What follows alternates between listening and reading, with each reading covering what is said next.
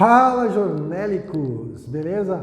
Vamos aí para mais uma revisão 2020, né? Ano cabuloso aí que a gente está tendo, mas vamos falar sobre o nosso assunto lindo que é a biologia, tá bom? Você vai ter o prazer de rever tudo de novo aquilo que a gente viu durante o bimestre.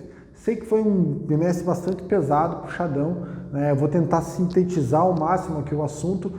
Por gentileza, vai lá, pega teu caderno, né, usa os estabilos que você comprou, não está usando para nada aí, tem um monte secando lá já na tua bolsa lá e faz as anotações, tá? Eu sei que vocês gostam de fazer mapa mental, que vocês têm os organogramas de vocês aí para fazer o conteúdo, formular o conteúdo, então aproveita e anota, tá? Isso ajuda bastante a fixação do conteúdo, da assimilação dessa questão toda, só vem com a repetição. Então, quanto mais você vê, anotar, mais lugares você conseguir enxergar isso e ver propósito por trás disso, aí você consegue, enfim, ser uma pessoinha bem-sucedida nos seus estudos, ok? Vamos lá então, pessoas. A gente viu, primeira coisa aqui, composição química dos seres vivos, né?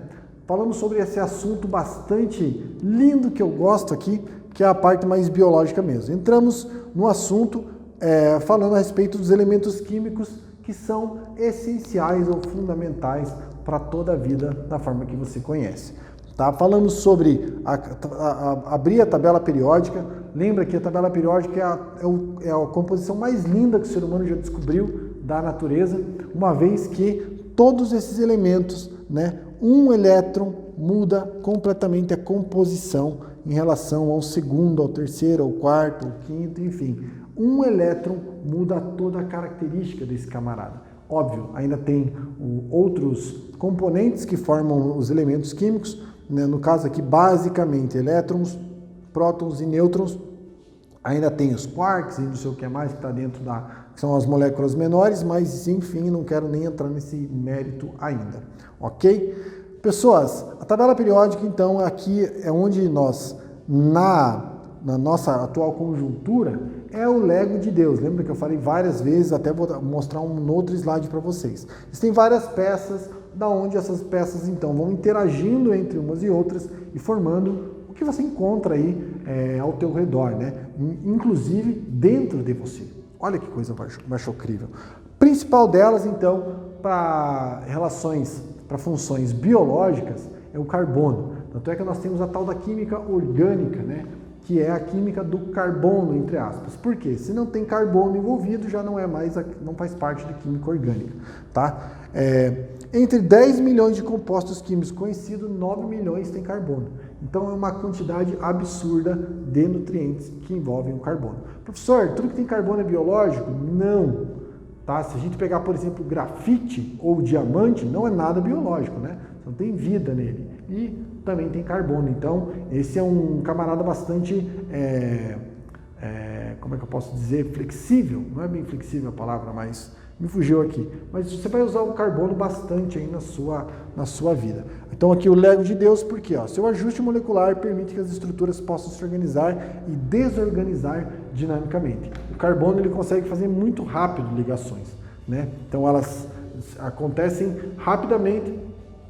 Quando a gente vai falar da respiração celular, por exemplo, ou da fotossíntese, são os ciclos, né, que acontecem ininterruptamente aí no planeta, 1/12, né?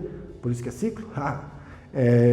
Então ele tem o carbono como uma peça fundamental, né? Ele sai aqui, se conecta lá em outra molécula, já volta, né? Tá no CO2, né, que é o nosso gás carbônico, está na molécula de glicose, enfim, ele fica aí interagindo pelas molequinhas da vida, ok? Vamos falar então sobre substâncias orgânicas, né, que são os compostos de carbono. Então, carboidratos, lipídios, proteínas, vitaminas e ácidos nucleicos. Nós vamos passar por cada um desses aqui, né, lembrando aí que tem algumas características. Eu sei que tem nomes bem estranhos, mas a gente vai falar sobre eles daqui a pouquinho, tá? Então, essas são as substâncias orgânicas, são os compostos de carbono. Substâncias inorgânicas são de natureza mineral, ou seja, eu não tenho a união química entre elementos de carbono, né? Então, nesse caso, são compostos inorgânicos. Água e sais minerais entram nessa conta aqui, tá bom? Vamos lá então para as substâncias orgânicas, iniciando então pelos carboidratos. O que são carboidratos? É o carbono hidratado. A relação de cada carbono eu ter uma molécula de água junto com ele. Então, para cada carbono eu tenho a mesma relação, a propriedade de água, em relação à água, tá? Então, olha aqui, ó, monossacarídeos. Neste caso, ó, eu tenho uma molécula de carbono, 2, 3 moléculas e 3 moléculas de oxigênio e 2 de hidrogênio. A relação sempre está de uma molécula de carbono para uma molécula de água. Logo, o CHO, né, que vai formar um carboidrato, por isso que é carboidrato, então ele tem aqui uma relação. Talvez você não esteja vendo aí no vídeo, mas aqui eu tenho um exemplo de número de carbono com 3, 4, 5, 6 e 7 carbonos e ele vai dar os nomes ali, né? Triose, tetrose, pentose, hexose e heptose. Na verdade, só um tipo de relação carbônica que existe aí no nosso planetinha. Então, lembrando, átomos de carbono e moléculas de água na proporção 1:1. Beleza? Esses carboidratos, no caso de um monossacarídeo, eu estou falando de mono, é um só, ok? Então, uma molécula de carbono para uma molécula de água. Oligosacarídeos, formado por 2 ou 10 monossacarídeos. Ou seja, eu peguei este camaradinho aqui, uma molécula só, e agora eu estou unindo 2 delas, 3, 4, enfim. Esses monossacarídeos podem virar oligosacarídeos. Se forem até 10 monossacarídeos, recebe o nome de oligo, tá? Oligo é muitos, ok? Então, oligosacarídeo são muitas sacaroses, muitos sacarídeos. Tá? Lembre desse nome sacarose, que vai te lembrar lá do açúcar e tal, e você vai poder ser feliz. Também tem o polissacarídeo, que é muitos de muitos, né? Então, união de mais de 10 monossacarídeos. Nesse caso aqui, formando os polímeros de monossacarídeos. Eu tenho, então, várias moléculas conectadas umas às outras, que vão formar cadeias complexas e cadeias grandes de carboidratos. Algumas delas o nosso corpo não consegue digerir, como é o caso da celulose, que você está vendo ali, né? Que é utilizado em larga escala aí na indústria, para desde comida até outras coisas mais aí. O nosso organismo tem mais dificuldade de fazer a digestão disso daqui. Algumas estruturas, né, o nosso corpo tem mais facilidade, como os monossacarídeos, que são açúcares simples, ou até os oligosacarídeos. Polissacarídeos, o nosso corpo até faz, mas ele tem um tempo bastante longo, né, para que isso seja feito. Você não é avestruz, então não coma muito desse troço, ok?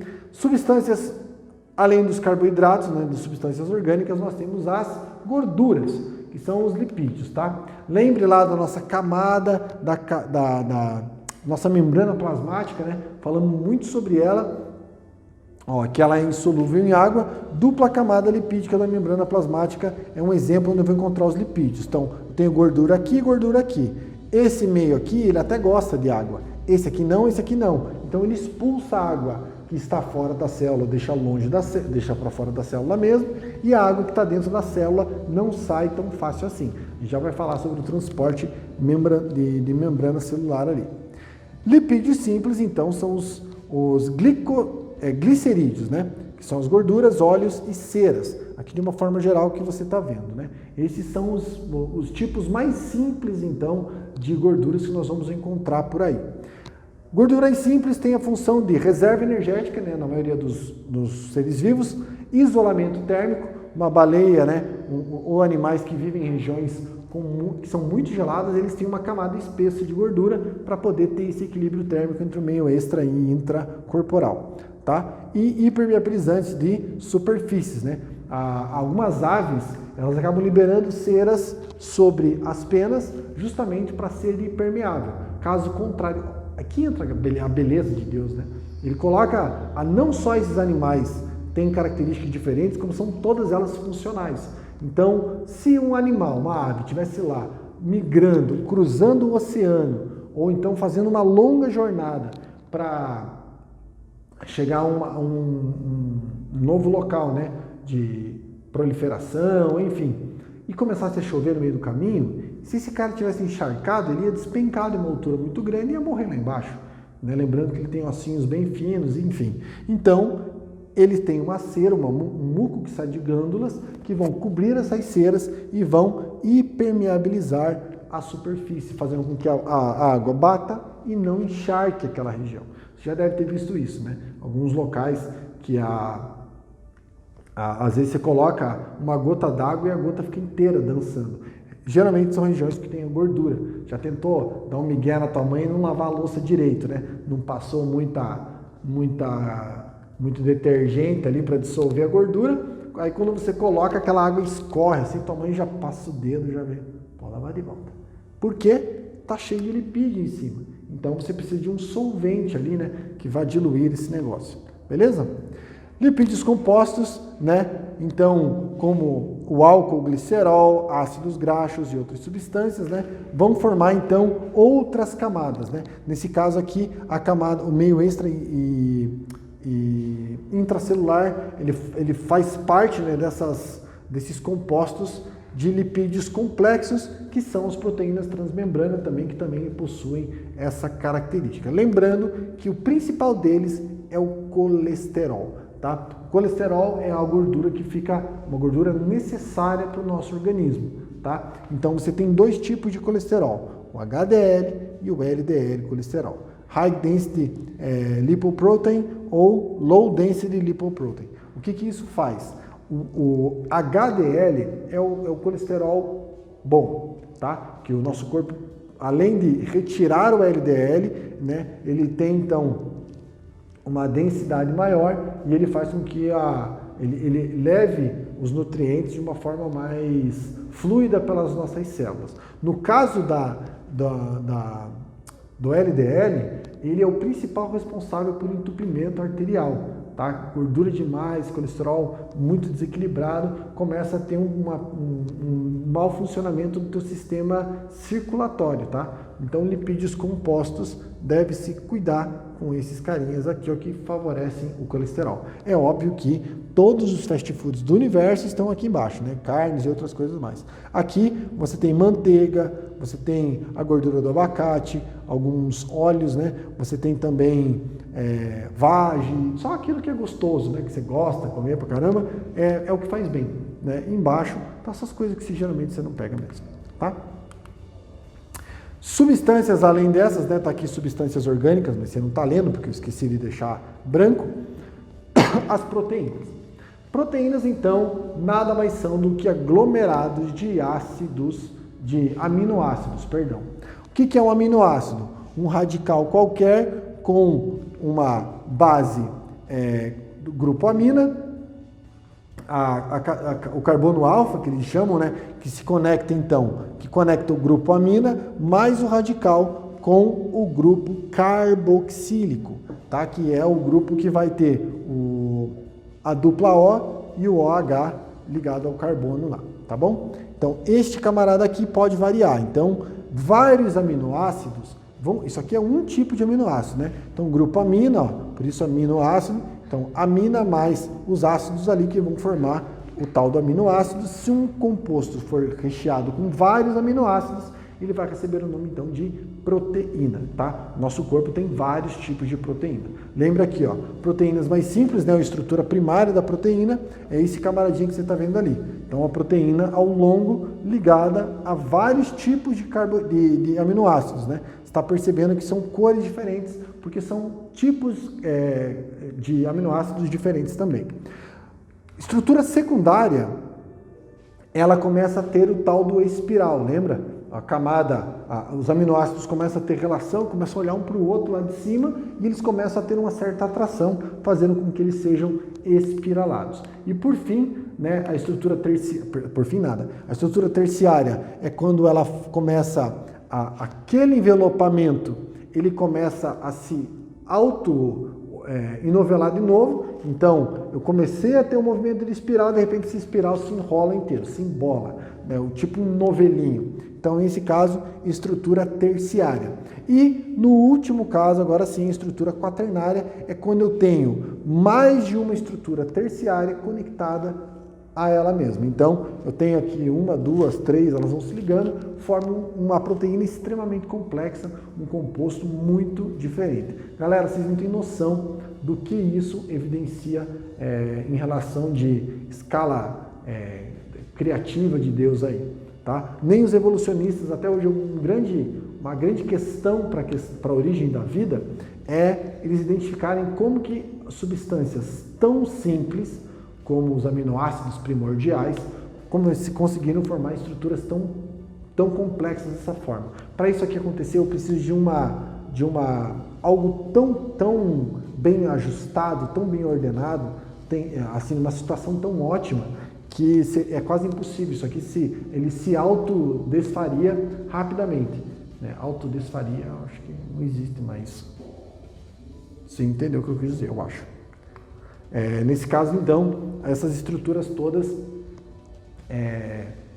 são proteínas independentes, tá? No caso, estruturas primárias, secundárias é quando ela começa a se enrolar, envelopou é terciária, quando várias envelopadas se unem, estrutura quaternária de proteína, tá? Aqui exemplos, né, de alimentos construtores que vão formar o nosso corpo, que são qualquer alimento rico em proteína, tá? Ovo, carne vermelha, carne branca, né? No caso do peixe e do frango, e também aqui acho que é fígado, sei lá o que é aquilo ali atrás, o camarãozinho pistola e o leitinho de cada dia. Substâncias orgânicas também contemplam vitaminas. Aqui eu não vou falar muito, tá? Mas algumas vitaminas aí, na base geral, aquilo que você já sabe em relação às vitaminas, né? Atuam como ativadores de enzimas e são chamadas de coenzimas.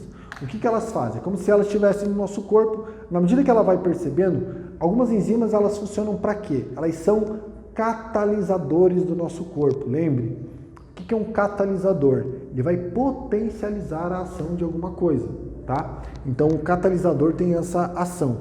Se nós temos essas vitaminas no corpo, o teu metabolismo vai funcionar muito melhor.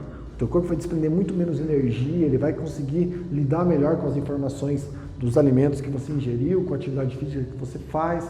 Então é muito importante a ingestão de vitaminas, ok? Os famosos reguladores. Lembra lá do carro? Então, proteínas seriam as peças do carro. As vitaminas, ela está sendo o fluido do freio, o fluido da direção hidráulica, o óleo da caixa do motor, que vai fazer com que tudo funcione bem, né? E quem é a energia desse carro? Os carboidratos, que são os alimentos energéticos, tá? Agora nós vamos falar então sobre os ácidos nucleicos, né? Também não vou me estender muito, a gente já vai falar sobre eles novamente, que existem dois tipos, né, de ácidos nucleicos, DNA e RNA. Isso tudo é proteína, gente. Você basicamente é formado por proteína, tá? Aqui você tem exemplos, então, né? Então, ó, o grupo, você tem a cadeia de nucleotídeos e duas cadeias, então, com aqueles radicais lá, as proteínas guanina, timina, citosina e... qual que eu não falei? Citosina, guanina, adenina e a timina, tá? Que são aqui a base de formação do DNA. Na medida que essas duas cadeias, elas vão ficando próximas uma da outra, esses camaradinhas vão se conectando aqui no meio. E ela vai pegando um formato estrutural também de espiral, como você está vendo ali, aquela dupla hélice fabulosa que a gente vê no Fantástico lá direto, tá?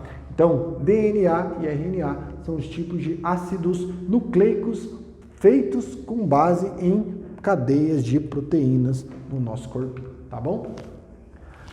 Falamos então sobre a biologia celular, falamos sobre a evolução dos telescópios, né? Aqui um exemplo do microscópio eletrônico que tem lá seus valores, né? Mas hoje já é bastante pulverizado também. Qualquer escola possui esses microscópios e eles têm a sua capacidade, eles têm uma capacidade interessante de visualização de tecidos, mas não tão eficaz quanto esses caras aqui, né?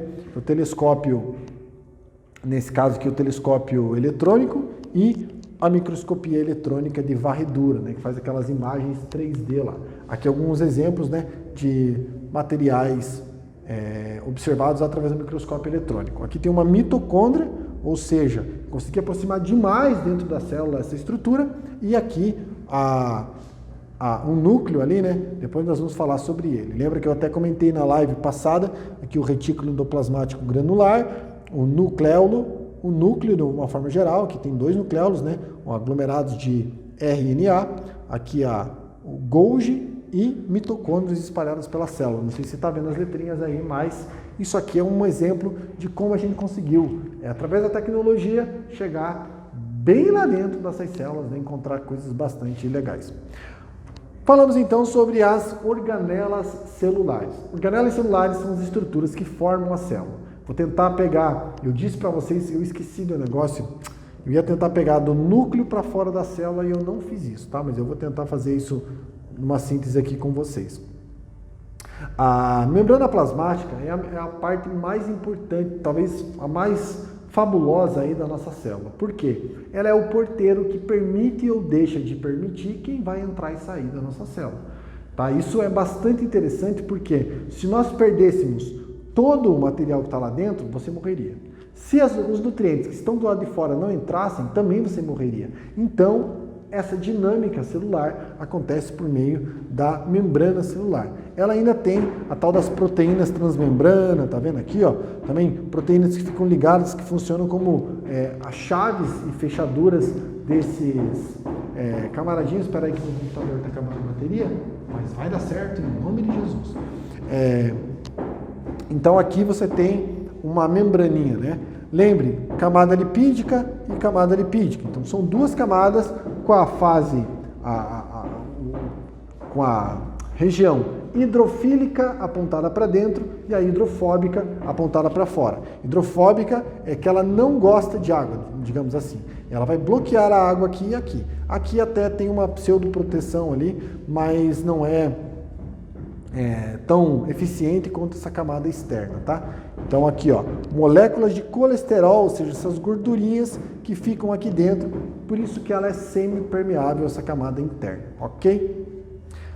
Membrana plasmática, então, faz alguns tipos de transporte. Eu coloquei só alguns aqui, porque eu não vou dar tanta ênfase a esses nomes também na sua prova, tá? Transporte passivo, sem gasto de energia. Transporte ativo, já tem gasto de energia. Tá? Alguns exemplos para você então: transporte passivo, a difusão simples, né? Onde a passagem de substâncias ocorre de forma direta, ou seja, o cara simplesmente passa pela membrana, né? No caso do oxigênio, não precisa de alguma estrutura complexa para ele passar, ele simplesmente consegue permear a membrana e chegar lá no acesso que ele tiver, tá? Geralmente com base na diferença de gradientes aqui. Então, nesse caso, é um transporte passivo, ou seja, não tem gasto de energia. Transporte passivo também é a difusão facilitada. Lembre que algumas moléculas, por mais que não tenham capacidade de entrar pela membrana, existem proteínas transmembrana que permitem ela passar, ainda que de forma ordenada, né? Você está percebendo que esse modelo aqui de chave, ou de alicate, talvez digamos assim, ele permite a passagem de uma molécula dessas por vez. Então não fica uma bagunça, né? As famosas, então, permeases, que permitem a passagem dessas proteínas aí, desses nutrientes, né? E outro transporte passivo bastante famoso, né, sem gasto de energia, é a osmose. A osmose, então, pela diferença de gradiente, ele vai falar, opa, tem mais, por exemplo, sal do lado de fora do que do lado de dentro. Então eu jogo o sal do lado de dentro para fora para tentar neutralizar a conta lá, né? Por isso que, lembra que eu até falei do exemplo de você chegar na pizzaria, encher o pandu de coca, né? E cheio de sal, tá indo sal para tua corrente sanguínea, chega a pizza bastante salgada, você também come aquilo com gordura e tal, o carboidrato vai entrando devagarinho junto com a gordura no teu organismo e o sal tá indo direto para a tua corrente sanguínea. O que acontece? Tem uma sede absurda, você pede o que? Mais coca. E daí o cara sabe disso. Então ele vai a algumas pizzarias, elas oferecem para você uns trocinhos para você comer antes, para você primeiro forrar bastante o estômago, comer pouca pizza, né? Que se for principalmente essas de rodízio, onde você paga por pessoa para entrar, Então não faça isso. Se você for, se quer comer pizza, coma pizza, não come as entradinhas. E então, de uma forma geral, que não vou ficar me estendendo tanto, a questão é que esses gradientes aqui acabam sendo equilibrados naturalmente. Tá? Não adianta você falar osmose, não vai fazer você, se você dormir com o livro embaixo da sua apostila, o conhecimento não vai do lado onde tem mais para o menos, tá? Não vai. Só é com esforço que a gente consegue conhecimento. Então, por gentileza, osmose não funciona deixando o livro embaixo da carteira. Aqui algum transporte ativo, né? Transporte ativo, galera, muito simples, tá? Uma forma bastante simples. É como se o fluxo natural seria um nutriente sair de um meio mais concentrado para um meio menos concentrado. Essa seria a lógica. Mas, às vezes, o nosso corpo necessita de fazer a passagem de um meio menos concentrado para um mais concentrado. Então, ele faz, é como se fosse remar contra a maré. Está tudo vindo para cá e ele tem que mandar o nutriente para lá. Então, por isso que necessita de gasto de energia. Nesse caso, o ATP vem e considera mandar o sódio lá. É a famosa bomba de sódio e potássio que acontece nas nossas membranas celulares, tá bom? Aqui eu falei sobre o transporte também de exocitose, também o transporte ativo, né? Lembrando que isso aqui já faz parte lá daquelas vesículas secretoras que a gente falou, os peroxissomos, enfim, que a gente falou na última aula lá, que eu não vou dar tanta ênfase também, tá? Mas está saindo ali do retículo do complexo Golgi. Agora, as vesículas chegaram, foram transformadas aqui dentro e elas vão ser lançadas para fora da célula, né, para o famoso processo de exocitose, né, a jogar fora aquilo que não serve ou aquilo que foi produzido pela célula. Então ele acaba sendo jogado para fora dessa forma. Para isso precisa de gasto de energia, tá? Às vezes o nosso corpo então precisa estar nutridinho para que isso aconteça, ok? E aqui algum exemplo, né, da membrana chegando até próximo a membrana aqui do complexo Golgi, chegando próximo à membrana celular e lançando lá a proteína qualquer lá que seja que a nossa célula acabou produzindo durante este período. Tá bom? Falamos então sobre as partes da célula agora. Vamos entrar, a gente falou até agora só sobre membrana.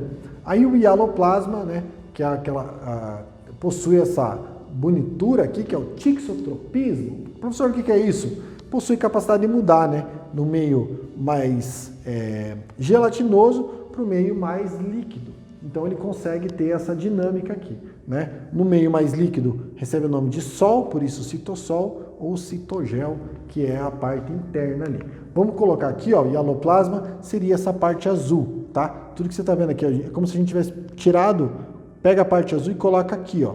Tudo que preencher essa região, falando em Lego, aquela brincadeira, tudo que preencher, ou seja, essa parte branca aqui de dentro da célula é o hialoplasma ou o citossol, beleza? O que tem nele? Citoesqueleto. Falamos aí um bom tempo sobre os microtúbulos, né, as estruturas de alfa e beta tubulina que vão formar esses camaradinhas. Falei do centríolo para vocês na aula passada, lembra? Que vão produzir as fibras do áster, que vão segurar os cromossomos e puxá-los cada um para uma ponta durante o processo de divisão celular. Os microtúbulos, então, são microfilamentos que vão ser o citoesqueleto. Eles vão tanto conduzir alguns nutrientes para lá e para cá, como eles vão permitir a sustentação desses nutrientes dentro da dinâmica da célula ali, tá? Então, lembra de estudar isso daqui, tem mais slides lá no teu material para você vasculhar, tá bom? Ribossomos, nada mais, nada menos do que os responsáveis pela síntese de proteínas. Eles vão receber a mensagem do RNA mensageiro e aquele RNA mensageiro vai fazer com que esse cara passe pelo ribossomo e do ribossomo vai sair uma tripinha de proteína que vai ser dispensada lá dentro do citosol. Aí vai ser todo o envelopamento dos próximos componentes, que são quem? Retículo endoplasmático. Lembra lá, ó. Núcleo da célula, nós já vamos falar sobre ele, retículo endoplasmático granular ou rugoso e o retículo endoplasmático liso. Qual a diferença do granular para o rugoso? Galera, é a mesma estrutura, você está percebendo aqui, ó? A grande diferença é que o granular, ele tem ribossomos aderidos nas suas paredes. No liso não tem, tá? Então, se você olhar no microscópio, você encontra as duas estruturas muito semelhantes. A diferença é que você vai ver essas bolinhas aqui no granular, tudo bem? Eles vão fazer o quê? Eles vão produzir a proteína que foi dedicada pelo núcleo, né? Enviada a informação pelo núcleo, falando, ó, produza tal proteína. Esse cara vai começar a produzir, vai receber um aprimoramento no retículo liso e vai sair daqui para onde? Para o complexo Golgi. Se eu só voltar aqui, lembre que eu comentei que uma pessoa que tenha se intoxicado ou que tenha muito consumo de álcool durante a vida, ela vai ter muito retículo endoplasmático dentro da célula hepática dela, que é a célula do fígado, que vai produzir, então, vai produzir bastante retículo para tentar lidar com aquele álcool que está dentro do organismo dela, ou seja, qualquer outro componente que está trazendo esse mal-estar para o fígado funcionar direitinho, tá? Depois nós temos o complexo Golgi. Complexo Golgi, fase cis e fase trans, né? O formatinho lá que ele tinha. O que ele faz? Ele aprimora. É como se ele estivesse empacotando tudo e ele vai entregar esse produto final lindo e robusto lá do outro lado, tá bom? Então, o complexo Golgi, nesse caso aqui, ó, aqui embaixo tem o núcleo da célula, ele vai mandar informação pelo retículo, o retículo vai produzir a proteína, ele vai ser aprimorado no complexo Golgi e no complexo Golgi chega então na membrana celular, sendo despejado para fora da célula pelo processo de exocitose, tá ok? Professor, você não falou do núcleo. Tá bom, tá aqui o núcleo lindo e formoso aqui, ó. Não vou me ater mais tanto aqui também, né? Mas você precisa saber de duas coisas do núcleo, aliás, três, que são fundamentais para você entender todo o processo da dinâmica celular. Primeiro deles, o núcleo possui uma membrana delimitando o espaço intranuclear para o espaço extranuclear, tá? Lembra a célula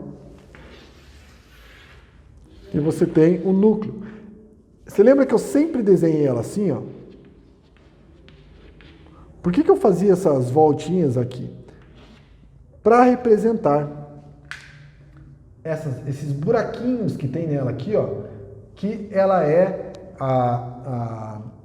ela é porosa, digamos assim, tá? O nosso núcleo, ele possui entrâncias que faz com que o material consiga ter uma maior fluidez de dentro dele, tá? Não entra tão fácil, mas sai com facilidade, tal do RNA. Aqui dentro, então, essa estrutura aqui recebe o nome de carioteca, tá? Professor, por que estão dando outro nome para ela? Sei lá, bicho. Só sei que é uma membrana diferenciada. Como ela possui toda essa estruturinha, esses poros nucleares aí, então ela consegue receber uma nomenclatura toda especial para ela, né? Esses fiozinhos que você está vendo aqui dentro, cromatina. Quando ele começar a se enrolar e se envelopar, a cromatina vira cromossomo, ok? Aqui dentro você vê uma mancha maior, isso aqui é o número 4, que é o nucleolo, que nada mais é do que o RNA. E ele que vai receber a informação dos cromossomos aqui fala, puxa, preciso produzir insulina. Sai o camarada lá para produzir insulina, porque aí vai passar pelo retículo endoplasmático, granular, vai passar pelo retículo endoplasmático liso, vai enviar para o complexo Golgi, vai sair pelos peroxissomos e vai embora da celulite, ok? O que mais? Aqui tem uma amostra do retículo endoplasmático, enfim, tá tudo aqui. Galera, lembrando então, três estruturas que tem que saber direito. Nucleolo, composto por RNA. Material genético fica delimitado dentro da membrana nuclear, que recebe o nome de carioteca. Então, carioteca, cromatina, o cromossomo, e o nucleolo, que é um aglomerado de RNA no interior da célula.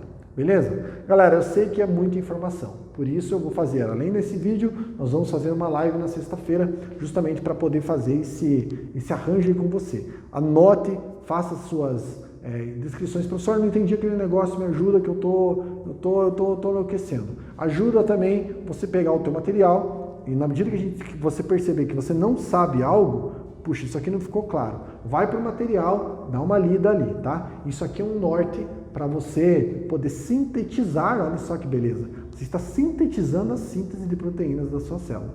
Tá? Depois a gente fala um pouquinho melhor sobre esse conteúdo e espero que você aproveite aí. Afinal, lembre disso. Você não está estudando para passar numa prova. Você está estudando para ser alguém nas mãos de Deus que vai fazer diferença no mundo. Então, tudo que você está fazendo, todo o esforço dedicado, ele está sendo justamente para fazer com que o teu Pai seja glorificado. Beleza? Tanto o esforço dos seus pais estarem mantendo você aqui, o nosso esforço de estar falando com vocês numa realidade completamente exótica, né, digamos assim. Mas eu sei que você vai ser o cara e a mulher que vai ser usado nas mãos de Deus com aquilo que Ele está colocando aí dentro de você. Beleza? Aproveito para descansar bastante, né? Nós teremos aí algumas novidades, estralei meus dedos, teremos algumas novidades nas próximas semanas, né? Em relação ao formato de aulas, enfim, já foi enviado aí um comunicado para vocês. Na dúvida, nós vamos conversando, tá bom? Amo vocês, estou com saudades e é nóis!